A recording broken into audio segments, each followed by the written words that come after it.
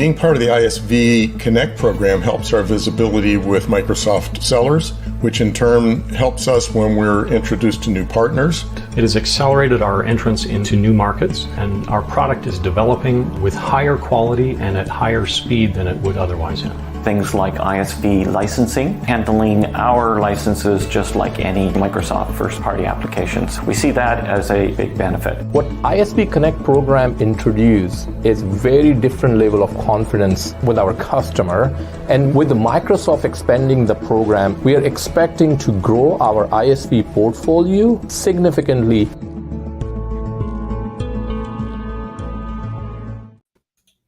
Well, good morning, good afternoon, good evening, everyone. Welcome to another installment of ISV Connect Live. And also, welcome to the very last one we're going to do. It's kind of weird to say, but this is our very last one we're going to do for 2022 before everyone really starts to enjoy the holiday season. And it's an honor and pleasure to have Rob Sparks from Anthology, a very valuable global ISV in the education space. But before we get started with Rob, let me give everyone an orientation of the event and what we do here. So every Monday at this time, we like to highlight our Dynamics ISV ecosystem with amazing ISVs like Anthology. The purpose is really to give everyone the understanding of who is in our ecosystem that is driving an amazing value and outcomes with end customers. And Anthology is no different, particularly if you're in higher education or the education industry. And so during the conversation, if you want to say where you're watching from, we'd love to always see the various places people are watching. You could be on the East Coast in sunny Florida where Rob is, or you're in the kind of the dark, cold a little bit in Seattle where I'm streaming this from, or anywhere in between, or Europe or Asia, wherever it may be. Thank you for making the time. If you're watching a replay, thank you also for taking the time to engage and watch. Second is that during the dialogue, if there's something that is piquing your interest in what we're saying, and particularly Rob, happy to have that question. And we usually have time to ask one question, and I'll pick it from in the LinkedIn feed. So if you just want to type in the question in the LinkedIn feed, it'll give me an opportunity to ask that question directly to Rob. So without further ado, Rob, thank you so much for making the time out of your busy schedule on a Monday. Maybe we can get started with your role. Why don't you describe a little bit about your specific role in leading partnerships at Anthology, and then I'll ask you another question, kind of my favorite icebreaker types of questions. But we'll start with just kind of quick intros. Well, Brian, thank you for having me and for having Anthology here on this podcast. It's a wonderful opportunity, and recognize as we kind of come to closing out this year, hopefully it sets us up for an exciting 2023. Which we all want to have. My role at Anthology is SVP, Corporate Strategy and Partnerships. So helping to facilitate Anthology's global strategy, as well as the partnership program that we have oversight with across the portfolio of offerings in our sector. I love it, Rob. And you can imagine that's such a valuable role because of all these partnerships that Anthology has, including Microsoft. So maybe you can start with the next question. I'll have it a twofer because it's the holidays. Sure. And so maybe you can describe one, what's one thing not in your LinkedIn profile that you're open to sharing so people get to know you? And then, of course, because it's the holidays, what is your number one holiday movie that you typically watch with friends or family or significant others? So and maybe just to back up a little bit as I kind of walk into what's not on my LinkedIn profile. So I'm originally from Peterborough in Canada. And in the time that I've been working in the EdTech sector, it's been close to 30 years now. A big part of that, the original part, was actually working from within an institution, a community college in Toronto, which really gave me a chance to learn a lot about the higher education community globally, I would say, as well as kind of the way in which technology can actually help an institution move forward. In the process of doing that, I think one of the things that was really important to me, just that doesn't show up on my CV, is I am what you would call technically you would call a first generation college student. So. And by definition, first generation often means that your parents didn't attend college or university. I'm going to broaden that definition a little bit further, in so much as that not only was I the first one in terms of kind of my parents not having pursued further education or higher education, I was the first of my siblings, and I had 6, so there's 7 children in total. And then I was the first out of all my cousins, which is 47 first cousins. Wow. So it really meant, in terms of the definition of first generation, I really was one of those ones that kind of was spearheading certainly for the family and the ecosystem I represent. I am very pleased and humbled to say that some of my siblings have gone on and done their master's degrees. My nieces and nephews now have PhDs. So I'm not sure any of that had anything to do with me, but it's something you won't see on my LinkedIn profile. But I think it's important to emphasize the sense of opportunity that's created when family members are able to have the opportunity to pursue education. Absolutely, Rob. And thank you for sharing that story too, because, well, so super grateful, and thank you for kind of paving the way, because I mean, what an amazing story to have that opportunity. You took advantage of it, and the fact that it led you to an organization, a software organization that focuses on transforming education, which is amazing. Yeah, I think that and I'll come to your movie in a second, because I don't want to forget about that one. But I think that the way in which education can transform lives, something that our chairman says often, is something that, for many of us, we feel personally. So the very fact that I work in the EdTech sector, the very fact that I had actually started my career after university going directly into a community college as a research officer, was really led by the belief and value that I'd seen in that opportunity, not only for myself, but for those that I'd seen who were interested in pursuing education and making advances in their own lives. So it's very much something personal for me. It's a lifelong learning exercise. My wife is doing her master's degree right now, and when she finishes, I get to start mine. So quite excited about that opportunity to come up for me. I think that overall, what we see is that the market has shifted tremendously, and access and equitable access to education should be seen as a right for everyone worldwide. We're certainly seeing advances happen, and we'll talk more about this later maybe, but we're certainly seeing advances occurring in a global education system. But obviously more needs to be done. And technology needs to act as a fuel for that change and driving that exercise. Oh, well said, Robin.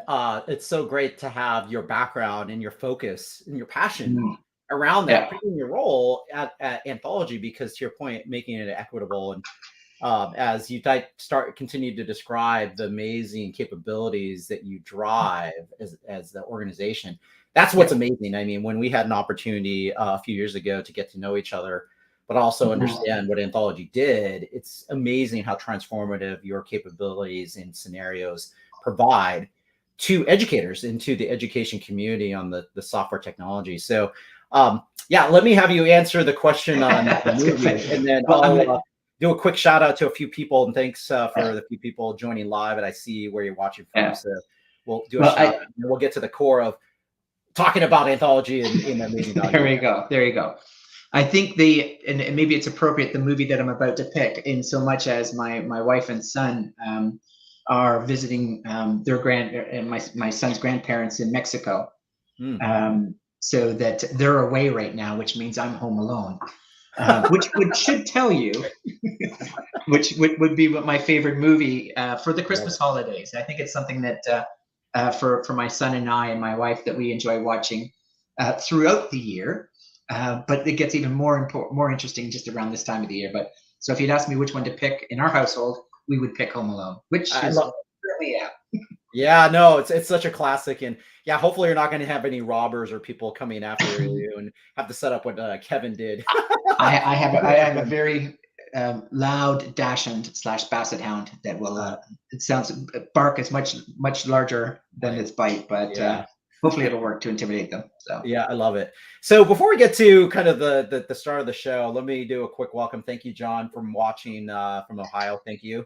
And then Aaron, thanks for making the time and watching from Parkland. I'm not sure if that's Parkland. There's Parkland, Washington. I think there's a Parkland, Colorado, wherever that is. It could be the same Parkland that I'm in. Hello, Aaron. Oh, okay, great. Yeah, maybe it's part of Parkland, Florida. That would be It fantastic. is. It is. Okay, great. It is. So Yeah. let's start with kind of just to give an intro. Why don't you describe, Rob, like the amazing outcomes, business outcomes you drive at Anthology for education? Because that's not a unique space in the fact that we have ISVs that we've had on the show that have focused on other industries, but of course, education is one of those amazing areas because we all have gone to, well, for the most part, have gone to school and experienced education. So describe like the value and the outcomes that you help to drive and solve for education organizations around the world. Great. Thank you. So maybe one thing to comment just as we talk about that in terms of the over 8,000 institutions that we serve at Anthology, with over 150 million learners who interact daily with our platform and our experience in over 80 countries. Anthology really focuses in on finding ways to address what I would call the personalization approach to data-informed decisions and action related to information and data within the system. It really is about breaking down the silos that we see within both the teaching and learning side, enterprise operations, and engagement. And if you would kind of have the opportunity to visit Anthology's website, you'll really see that we focus in on three areas. The LMS, the learning management system, the SIS, the student information system, and the related enterprise systems behind that support an institution's enterprise operations, and then CRM. And I think that it is really kind of the intersection of those three systems that allows Anthology to uniquely serve institutions around the world, whether they actually choose to want to use one or all of our systems. For us, it's really about finding ways to allow the institution to make more informed decisions and actionable steps to improving the experience of the learners and the faculty, for that matter, within the institution. Yeah, what an amazing intro. And I think that it was so multifaceted, Rob, because there's all these different areas in education that drives the student experience and the faculty experience. And you just referenced a lot of the places that people have to go. I'm going to flash up here the site again.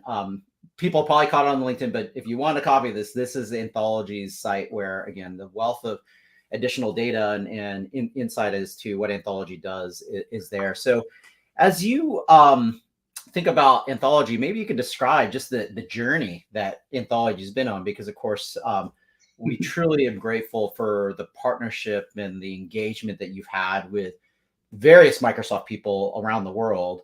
Maybe you could talk about what has that partnership experience been like since you started the journey, because the beauty is that Anthology is built on the Microsoft cloud and has taken advantage of many of the capabilities that then provide that end value with your IP to these education institutions with the areas you described. So maybe talk about that journey.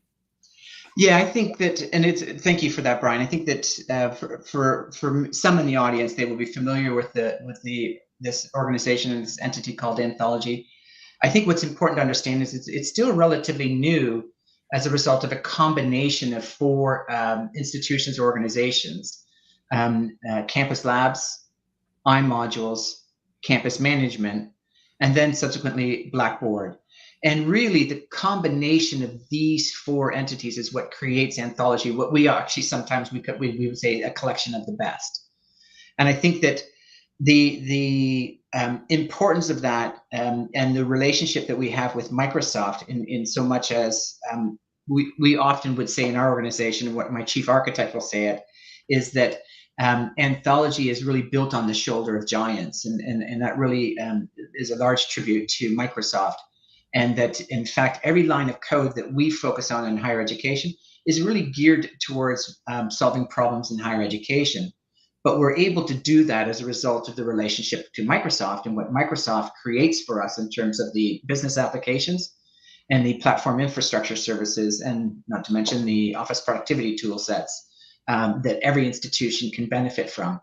So when we look at kind of the types of problems that we're trying to solve in our journey, it really is focused in on the learner and everything that we need to be able to do to kind of help support the learner as they navigate through the process of not only the initial interest in wanting to understand what institution's right for me, where can I go, and what will I be successful at, but then also as the student progresses through the choices of making decisions of what programs and what courses or modules to pursue, understanding how do they able to kind of get to their goal, to their aspiration and achievement in a faster path, and in a way that creates less friction in what we see today's world. I mean, many of these students have other parts of their lifestyle. They could be a parent, they could be working full time, they could have children. So this whole idea of wanting to understand, to design an education system that's flexible to the learner's needs is critically important, especially now after a global pandemic. And I think what we're seeing in terms of our technology is, how do we empower institutions to do that? And how do we empower learners to be able to kind of achieve the goals that they want to achieve in the time period that's right for them?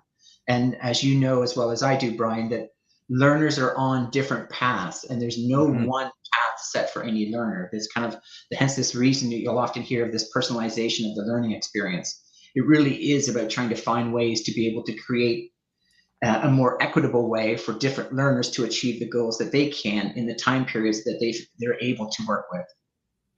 I love it, Robin. It's so inspiring because your term equitable is so important. And then the journey that people take. I mean, I think a lot of us, when we think about education, it's this linear approach that a lot of people go through. And, I'm not sure if it was your journey, but for my journey, it's like, hey, I went to high school, then went to a 4-year university here, and then my journey ended. But to your point, the journey for a lot of people could be, they might go back to school when they have a family, when they have kids, when they have a spouse, and being able to accommodate that journey, because it may not be like, hey, I go from high school to college. I may go from high school, go in the real world, and then come back to education, or in your case or your spouse's case currently in the master's program, that is it full time? Is it half time? Is it a part time? And I love the intersection of all those things that Anthology brings to bear. And so this is a good segue into one of my favorite questions that really solidify what you just said throughout this conversation, which is, what are the examples? Like, you think about the learner experience, and then the faculty come in too, because when the learner comes in, there's people at the education organization that's then facilitating that journey. So maybe you can talk about one of your favorite stories about what you've observed and seen in someone taking on that journey with Anthology and Microsoft to get to these equitable outcomes that you've talked about for learners. Okay, great. And you can still see me, okay? I have to ask this question. Yes. Okay, good. Because I'm going to fly blind for a couple minutes while my screen is frozen, but I think I'm okay if you can see me and everything is fine. I can walk through that. Great. Yep. So I think, Brian, I think that there's a couple things around what we see today, and this isn't just in North America, but so as we kind of, and maybe we can talk a bit about this from a global lens as well. But institutions today are grappling with different types of macroeconomic factors as well as micro factors that are driving how they are able to serve learners. And we see no better example of that than at Coppin State University, which is a shared client for both Microsoft and Anthology. And in fact, I would say that the important element around Coppin State University, which is in Baltimore, Maryland, is that in fact they were a Microsoft client using a lot of Microsoft tools and tool sets to kind of help them serve their learners and allow them to run the institution. So they were a very big Microsoft shop that was doing as much work as they can. And if you're familiar with Coppin State, they're often seen as an HBCU institution in Maryland and minority serving. And they've done a fair amount of work to find ways to address that concept of access, equity, and inclusion and belonging, I would say, as it relates to both the faculty, staff, and the learners that they serve. One of the things that was important for Coppin State University was not only being able to understand how to attract the right students to their community and broaden that sense of access, But it was even more important for them to understand, how do we retain those learners and those students. So it wasn't just good enough to be able to kind of have a really good marketing campaign that kind of had broad market access. It is actually very important to the institution to be ensure that they created a framework for student success and retention and persistence, concepts associated with ensuring that the greatest percentage of students who started in the first year progressed to the second year, and then retention being from there on, from semester to semester, retaining those students. And so for Coppin State, they were actually using Microsoft technology, and Microsoft and Coppin State had heard of Anthology. Well, Microsoft knew about it. They talked, and Coppin State heard of Anthology. Microsoft brought us in to have a conversation with the institution about what we were seeing and doing around the use of CRN, D365. And we began to work directly with Coppin State University to build what we now today call Anthology Reach. And there are two parts to that platform, and Coppin State helped us certainly in an area around what's called student success. So there's the reach and apply side on the admissions and recruitment side, and then there is the student success side. And the work that we did with Coppin State with Microsoft was really finding ways to optimize that experience for the learner and for the students on campus, and kind of identifying models of success and predictive success to help intervene where necessary to ensure students were able to kind of continue from one semester to the next semester, and in some cases from one day to the next day. And I think that's what, I think what we fail to see sometimes, or we forget sometimes, is just how life can get in the way of a learner. And it could be the simplest thing or not the simplest thing, but in some ways it can derail their ability to continue in their path. And I think for us and for Coppin State, that's something that was top of mind, was what can we do to ensure a student day in and day out has access to the right tools and the right environment to allow them to succeed. And in our case, in Coppin State University's case, it was the alignment between Microsoft and Anthology. Gosh, well said, and such an inspiration, Rob. Because we talked about that in kind of the pre-show of this being one of the showcase scenarios. And when I read the case study, and again, going back to Anthology's website, if you go to Anthology's website and just do a search, you'll find amazing stories about this transformation. And I love how you just said, just like the time to drive the learner through the experience, no matter what life experience they're going through. And maybe my follow-up question to that would be, like, what have you observed, like COVID? I mean, you think about the COVID situation and what happened to educators and colleges around the world, because life paused, but in a way it was different because everything went virtual. So yeah. I don't know if you have a comment, or maybe in the experience you've made, because Coppin, I'm sure, was not immune to that scenario where they all of a sudden they had to think about, okay, how do I take that learner through an experience where now it has to be virtual for a period of time. So maybe you could describe a little bit about what you saw at Anthology as education organizations had to deal with that journey. Yeah, I think that for all of us, it created a different kind of a way to, and a different way or a new way to look at the world, to understand how we work with each other and how we operate with each other. And, if you take a look at that pendulum swing of kind of, many institutions being used to in-class, in-person teaching and learning, individuals who require the ability to do a change course or graduation request, processing and onboarding exercise for a new faculty member. In many cases, that was all done in person and mandatory. And in some cases, virtual courses, online courses were not even accredited courses in certain areas, countries, and regions. That had to obviously pivot. And what we've seen is probably a bit of a pendulum swing from one end to what would be the extreme that we had seen in March to July 2020, to kind of an easing up of that pendulum swing back down a little bit, but it will never go back to the way it was. So we all agree on that one. So we all know that the global pandemic caused a shift in how institutions operate. It caused a shift in how institutions recruit and retain, and in fact, even being able to secure students. We saw large, in the United States at least, we saw a large percentage drop in enrollment in that 21-22 time period, a 10% drop overall, some of which we've reclaimed, but not nearly enough.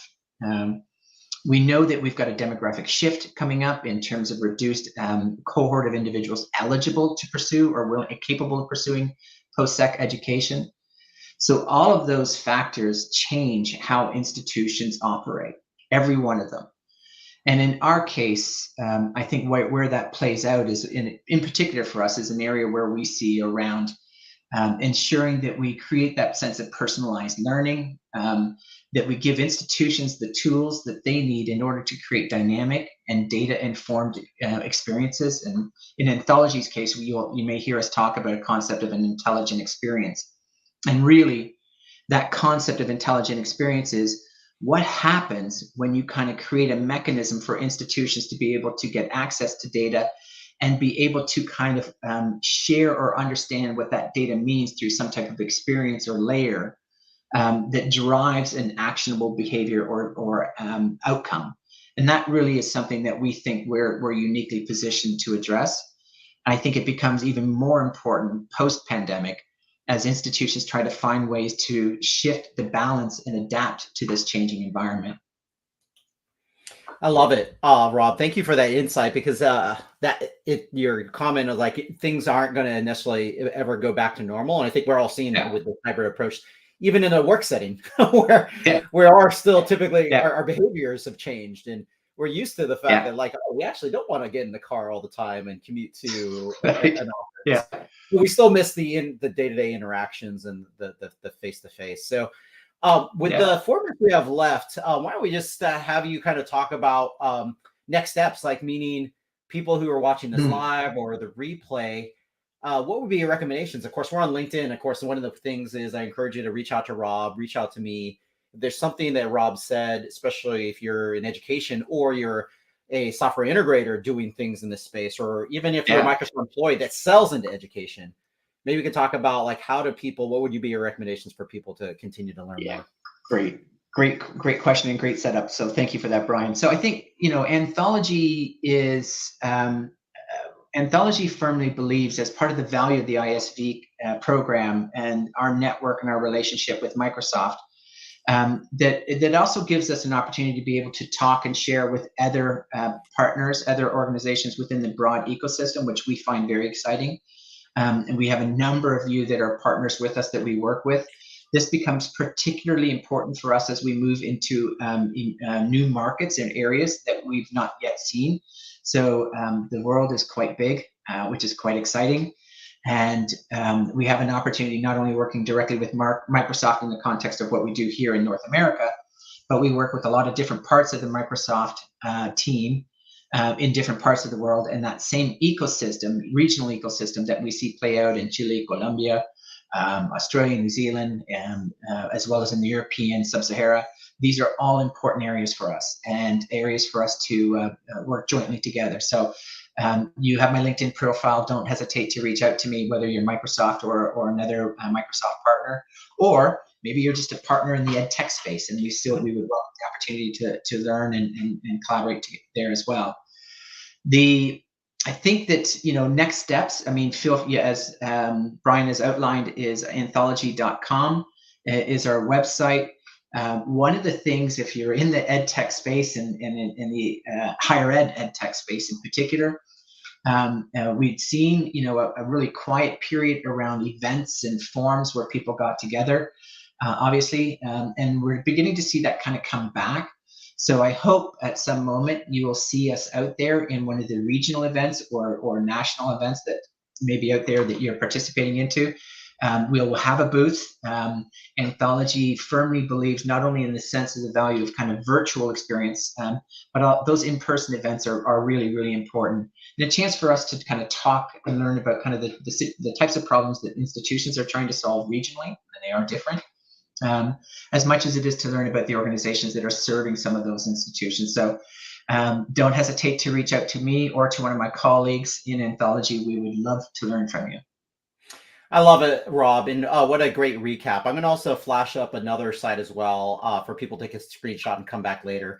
this actually goes to one of a few listings that Anthology has in our app source, and basically where they list their IP, which is a starting point to, again, learn more about the innovation and the things that Rob had described throughout the journey, including how organizations like Hopin have taken advantage of it. So that being said, we do have a video. Once Rob and I end the dialogue, we do have about a little over 2 minute video that really showcases Anthology's capabilities. But Rob, before we get to that, any last parting comments before we wrap up for 2022? It's kind of weird to say that, but wrap up it is 2022. Any last comments before we hit the video? Brian, I think just on behalf of Anthology, not only for the work that we've had the chance of working with you directly, Brian, and the ISV Connect and the ISV program, but the broader Microsoft pool of individuals who either work directly in education or through some way are required to support or find a way to support this sector. We, from our lens at Anthology, we appreciate everything that we get from Microsoft, the collaboration, the innovation. Those set us up to be able to better serve. And I just want to say a huge thank you. Well, thank you, Rob, and I truly appreciate your partnership, Anthology. And I failed to mention too, Anthology actually is also an Inner Circle partner. And for those of you who are familiar with that, that is a high distinction of partners, particularly in the dynamic space, who achieve that. And Anthology has won it again this year. And I'm looking forward to engaging your team. This year it's in Arizona, but I want to thank you. Very grateful for Anthology's in partnering with us and driving this amazing value. A couple of things that I just realized, there's a few people. So Claude applauded your great choice in Home Alone, which is great. And then Aaron, thank you for commenting in the experience of the dual language, different and difficult experience at times. So thank you, Aaron, for sharing. I wish everyone a great holiday season, no matter what holiday you celebrate. I wish all of you prosperity, peace, health, and truly appreciate everyone leaning in, including Rob from Anthology, in the Microsoft partnership. And have a great rest of the year. And cheers to 2023. Please enjoy this video. Thanks again, Rob.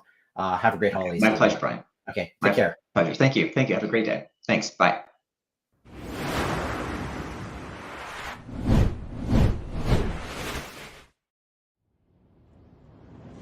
Your learners are everything. Their goals, their dreams, their challenges. So, let's think about what it takes to remove those challenges and give your learners the best chance to succeed. Innovation to reach farther. Education without limits or boundaries. And the know-how to get there. Anthology is here for you, partnering with you to teach, to inspire, to get every learner where they need to be, no matter where they are, no matter where they want to go.